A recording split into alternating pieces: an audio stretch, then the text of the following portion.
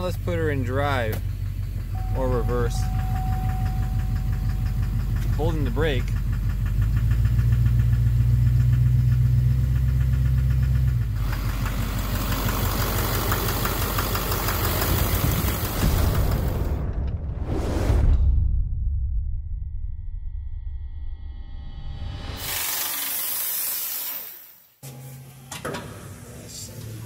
Am I blinding you? No, all good.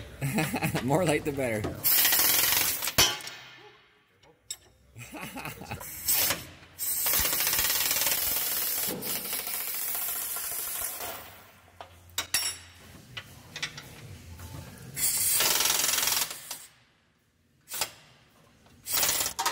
comes the...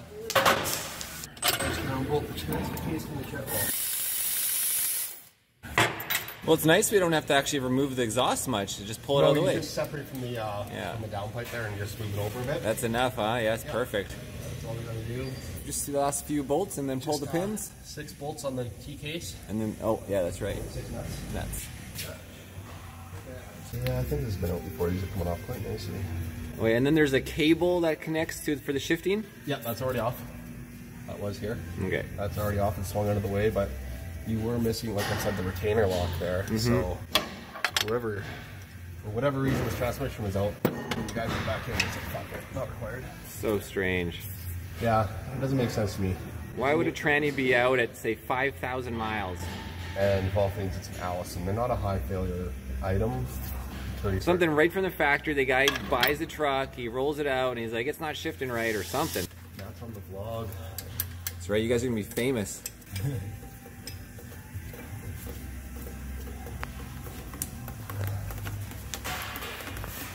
Dude, looks clean.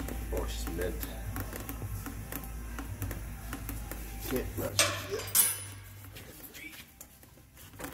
Here comes the transfer case. Down.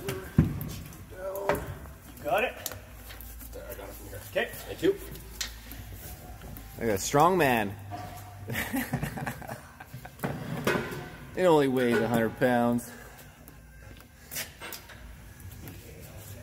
You had to do that by yourself last time, huh? I've done them by myself in the past. It's a little awkward and you strain your back, but... Coffee break? No coffee. Andrew's a machine. The Terminator. T1000. Because we're working on the Allison 1000. With no sleep. Yeah, so your dad, he used to do all this, right? Oh yeah. He was full-time mechanic, and now he's, you know, running the business from the front side. Yep. I'm still slaving away back here. Yeah, well, you're young, Andrew. You're young. Young and dumb. How old are you now? 20s? No, I'm 32. Yeah, that's right. I was thinking, like, you're younger than me by 3 years. 32. Yeah, I got 3 years of more experience. However, the more you learn, the more that falls out at the same time. I was just telling this girl the other night, it's like, I completely forgot how to read music. It's gone. Oh yeah. It's gone. Yeah. It's just gone. I can't do that anymore. You don't use it, you lose it. That's what I always tell the women all the time. I gotta use this thing. Oopsies. Sounded like it landed in a bucket. Found it. That's why it's nice to have like white floors, huh? Clean floors. Clean floors, that's more important. Yeah, guys, it's always a good sign when a shop is organized and clean. Like, your shop's pretty damn nice compared to ones that I've come across, and you're like, don't go here. Next step, pull the starter, torque converter bolts, bellows and bolts, and she should be out. Yeah, and the torque converter bolts will take the longest time. Probably, yep. Any of those new diesels are kind of scary these days, dude. If you didn't have warranty on a new diesel, like, Quentin's Duramax has been in warranty like freaking 5 times, you know? Is it really? Little stupid sensors, you know? Emission related. It's always emission related, yes. Absolutely. That's unfortunate. The thing that brings these trucks out is the emission systems, really. More than that. I know, but once it's off warranty, then you got to be afraid of it, and then you got to remove the emissions. Still trying to get the starter out. Oh, can't fit much in there. It's the access. Let's see here. So that's always how it is, guys, with mechanics. So Andrew was able to pull the transfer case, move the exhaust, take the cross members out, loosen the transmission, undo all the plugs within 45 to an hour, and then we'll be working on the starter for a half hour. Right? Or longer. The way it's going, probably longer. Oh, yeah. And then the course right into the torque converter bolts will be the next hour. Probably spinning it slowly, and you'll have to get me out there moving it for you maybe, or yep. one at a time anyways. Turning the crank for me. Yeah, and I got new bolts climbing the truck to get for... Well, those are torque converter bolts. Those come with the converter, and then the flex plate bolts are only accessible with the tranny off. And that's what we're going to find out, guys. Did I bet my bet right? I'm optimistic. Optimistic. I'm optimistic. Aftermarket bolt that they threw in there. See, guys, how long this one is? OEM. Aftermarket. Yeah, because with the tranny being out at 5,000 miles estimate, like, what's going on? Why is this bang going on? What's the knock? It's so loud now. Bullshit.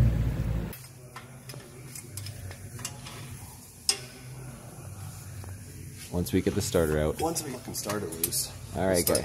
So you got your little 3/8 impact? Yeah, 3/8. It's like a flat impact. Yeah, I don't even know the proper name for this thing. But let's see what... Well, I hope you guys are enjoying Andrew's hard work right now. I know everybody likes to watch other people work. Holy crap, there it goes again. That snap-on needs a better lock. This is Mako. Or Mako. Mako. What is it, made in Japan? No fucking clue. Keep going, doesn't matter. Well, there we go. Yeah, that was way easier than what you were doing before of nothing. Forgot about my tools. Okay, now we got this exhaust separated this time. Hopefully this fucking starter just slips out of here. So you're 32. How long have you been doing the mechanics trade? As a career? Since I was 18 years old. As a career? Started out working on dirt bikes when I was young. And good old CR80. A lot of pistons in that bike. CR80. Like I had a KX80, like a 96 or something. Yeah, 98. The same thing, yeah. And oh man, I put a lot of pistons in that bike. And then, you know, moved on to working on vehicles, and as a hobby, out of high school I was doing concrete work for the first year, and it sucked. Oh, I've done concrete too. Rick's concrete prep, horrible job. Yeah, it was just repetitive. Oh yeah, you're doing the rebarb, you're doing the driveways, the stairs, all that bullshit. And yeah, it wasn't anything cool with concrete, that's for sure. Started my apprenticeship, and I don't know, haven't looked back. And certified? 10 years now. A decade, dude. Yeah, long time. Started being not old now. We're all getting older. Yep. And wiser, hopefully. Oh, fuck. Come on, starter.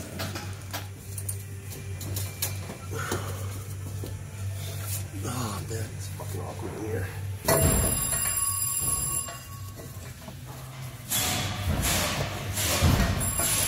It's amazing how that electric starter's got to be pretty strong to rotate that whole damn engine and torque converter and everything. That's why you got 2 batteries. Yeah. 2 batteries and gear reduction.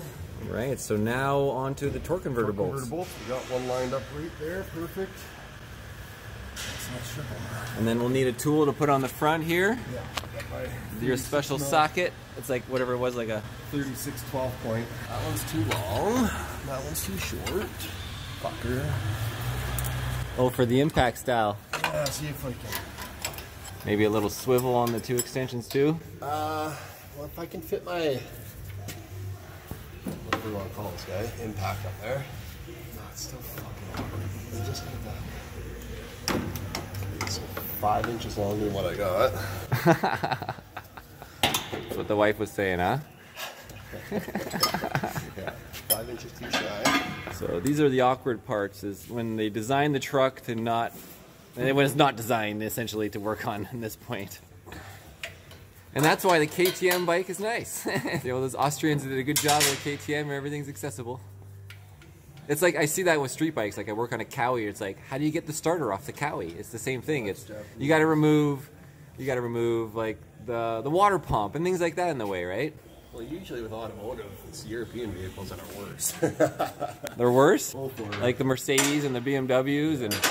What about a Saab? You worked on the Saabs? Yeah, I work on lots of Saabs. I love Saabs. They're nice to work on? Yeah. We are probably one of the only shops in Kelowna that have all the factory software for working on the Saab. Oh, okay. Yeah. So, it's, yeah, you like that. Yeah. So they did a good job, Saab. Like I said, the 4-post makes things tight and awkward at times. Plus the jacks, man. And the jack. But it's actually more the hoist than anything that gets in my way. Yeah. If I was on a 2-post, it's so much easier. Okay, so there's your first bolt. Okay, so rotating the engine. Easy accessible since we hacked away some of the plastic. I don't care, it's my truck. We're making it more user-friendly. See guys, there it is, right on the crank. Alright, you want to rotate it for me, please? In the bell housing? Oh well, we'll get it later. Okay, so little update. So that's like the fourth, number 5. Number 5 of the torque converter bolts, which is you got to pull the torque converter bolts first, where the starter hole was initially. And I am rotating. Then I rotate the engine crank 60 degrees or so we can get the next bolt and the next, and we just going through it all. And that's essentially, after that's done, then you can start to pull the whole tranny off because that's what's holding it onto the engine. All right, put her on the rack. So guys, we do have blue Loctite on the 6 torque converter bolts, and then those are the 2 starter bolts, the longer ones. And so yeah, we're making progress. Just bell housing bolts off now. And reveal what's going on. We're hoping to see some cracks around the bolts in the center of the flex plate, or loose flex plate bolts. Either or. Either or would be great. See, I don't know if we will. The nuts that retain the dipstick tube to the transmission. Oh yeah, that's right. The dipstick's going right down in the hole. Yeah, because you got the dipstick tube, which mounts to your belt closing studs. So. Ooh. The tranny just moved? Yeah, I lowered it. Oh.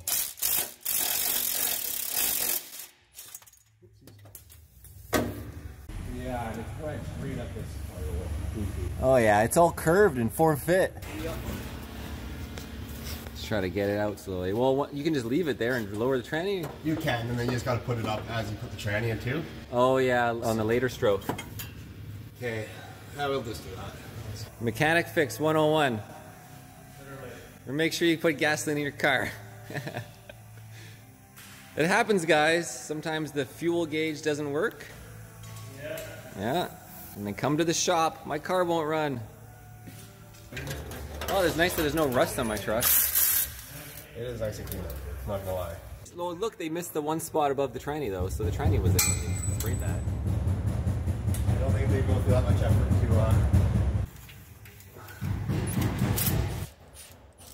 Alright, ratch her out. Last one. Here it goes.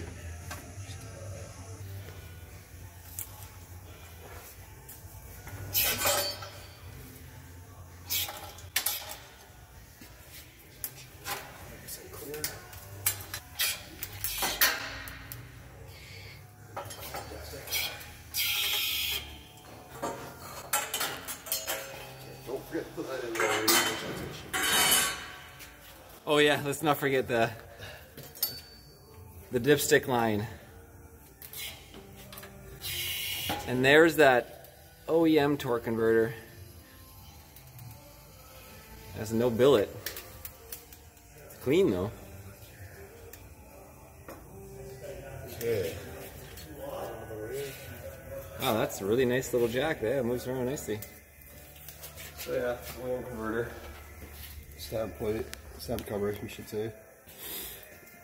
Oh, it's just a... No hot spots on it. Well, it looks pretty clean. It's still got the sticker on it. I guess there's just not much material in there. Yeah, what you'll see if the converted clutch itself would be slipping, this would be getting blued here. Yeah, okay, yeah. Because that's where your converted clutch engages on, right? But well, so there is a gasket right here, though, yeah. Nope, no gasket. Oh, sorry, it just looked like it. No gasket, it's giant. All right, well, let's take a look at what we got here going So now on. we got to pull that guy off. So this is your stock flex plate, and yeah, it doesn't look like there's any cracking that I see. Well, this is still a cover piece right here. Oh, so we'll okay. that if there is any There's still a chance, but yeah, it's just a stamped piece of metal, pretty much. Super tiny. And then it's not even the ring gear. The ring gear is separate. Oh, I see. It goes back in here too. Yeah.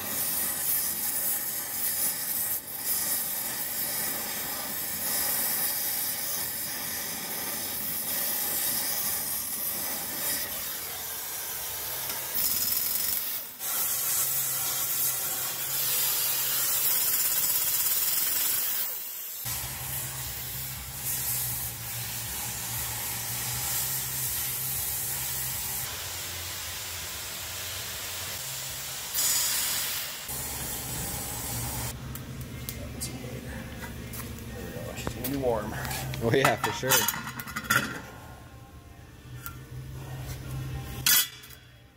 Nothing.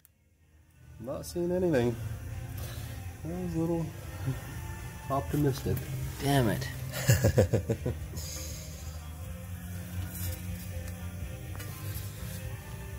Here's your flywheel, which balances your engine, right? Okay. That's if you're balancing, and then this is the actual. Okay, so the billet plate. one is an all-in-one. All in one. Now this is your actual torque plate that your converter bolts to. So all that torque goes through this flimsy little plate on these things. Believe it or not. Well, that's kind of disappointing. What is that knock now? Oh man. It's in the engine. I mean, it can't be the bottom end of the engine because we would have engine wear in the oil analysis. You would think so, yes. So then the only thing left is a sensor issue combined with injector issue. Injector failure. Or something that we're not even thinking of. Wow, shit. Ugh. Oh well, at least I'm putting some performance parts in. Yeah, where the hell is that oil coming from? It's at the bottom, but not in the middle. I don't know 100%. Because it's all right at the bottom, guys, right here. Yeah, but you're seeing oil up around here, but that could be getting sprayed around. I mean, I'm pretty certain that this adapter plate for the bell housing does have a seal between it and the block. And that's the hole that we had the starter, and that's where you're removing the flex plate, the torque converter bolts. Yeah, correct. And then both the dowels are still in place. Couple little dowels, yeah. They're not missing. What do these numbers indicate? I have no idea. 289.15. Obviously this has been off before, because that wouldn't be OEM numbers, would it? I couldn't tell you, to be honest. Yeah, it's just like totally guess. You can see how the exhaust is moved out of the way. Is there oil above anywhere? There is some oil on the ridge there. There's some oil there, right?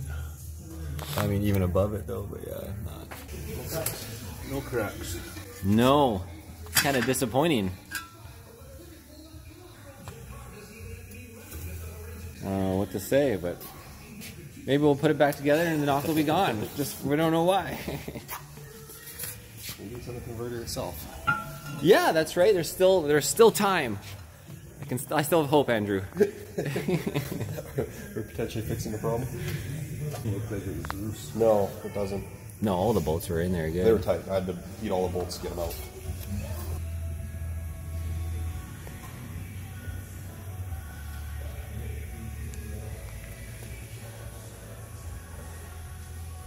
So we were seeing this rust, guys, off of the bolt areas when we looked with the camera. But clearly the rust has nothing to do with any cracking. When I flip it over, in comparison to this side, you can see like this piece just slowly rises and then this is dropped, while this thing has a whole cutout and then rises up. Maybe it's even lighter. I don't know, the weight difference, have to check. I'll flip that whole thing over and the whole Suncoast part, it's upside down. It was a very nice piece though, very nice. Oh yeah. Yeah. So we'll use red Loctite. And then Loctite to open this back and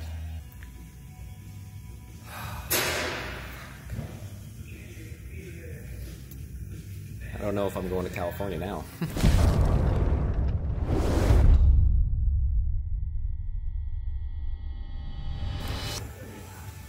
Again, 80 pounds, bud. Well, maybe this one's lighter.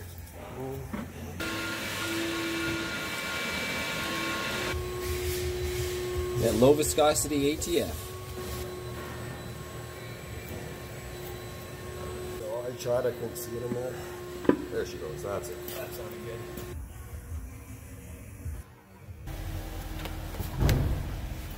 Oh, man. No wonder those bolts are like super huge. Holy fuck.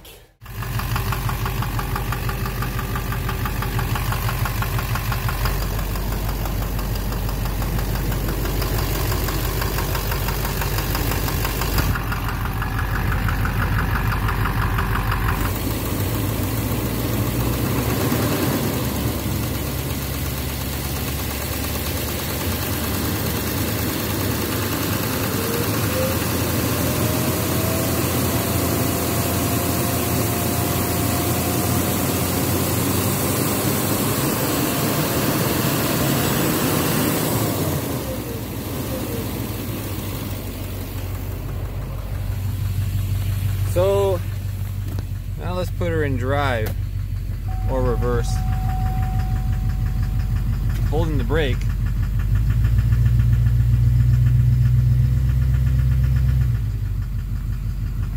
E-brakes on.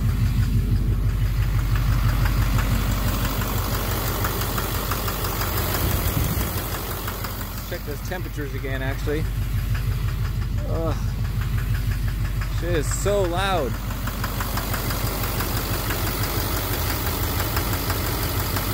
27. So that new torque converter, by the way, from Suncoast, it freaking feels like 50 horsepower in this truck. It stays cooler now with the new torque converter. Okay, let's take a listen on this wall.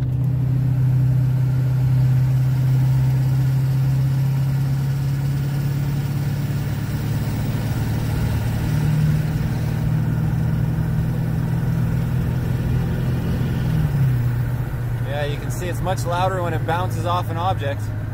Let's try it again here.